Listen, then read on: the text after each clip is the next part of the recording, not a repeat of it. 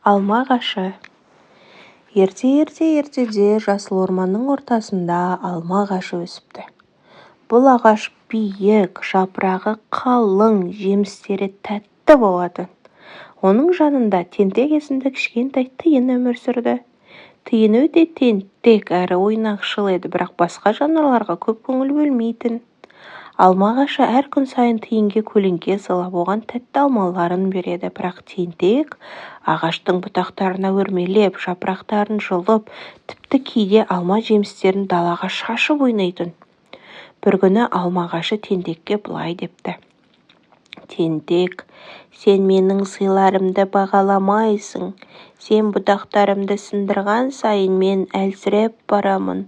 Өзіңмен бірге ғана ойламай, айналаңа да қамқор болуды үйренуің керек». Бірақ тентек бұл сөздерді елемей, ойынын жалғастыра береді. Кенет орманға суық жел келіп, қатты дауыл тұрады. Дауыл тиынның ұясын ағаштан құлатып жібереді. Тиын дірілдеп, қайда тығыларын білмей жылап отырады. Сол кезде алма ағаш оған: «Қорықпа, менің қуысым бар. Ол жерге кіріп, дауылдан аман қаласың», дейді. Тиын ағаштың қуысына жылынып, қауіптен құтылады.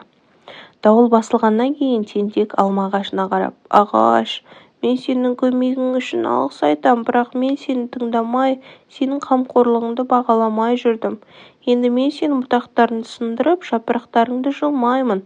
Саған қамқор болуға уәде берем», дейді.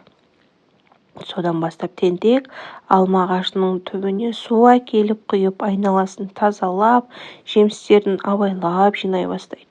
Ал алма ағашы оған көлеңкесі мен тәтті жемістерін бере береді. Тиын бұл оқиғадан мынаны түсінеді: қамқорлық деген тек жақсылық жасау ғана емес, ол сенің өміріңді де жақсартады. Айналаға қамқор болсаң, олар да саған көмектеседі. Алма ағашы мен тентек бір-біріне қамқор болып, ұзақ жылдар бойы дос болыпты.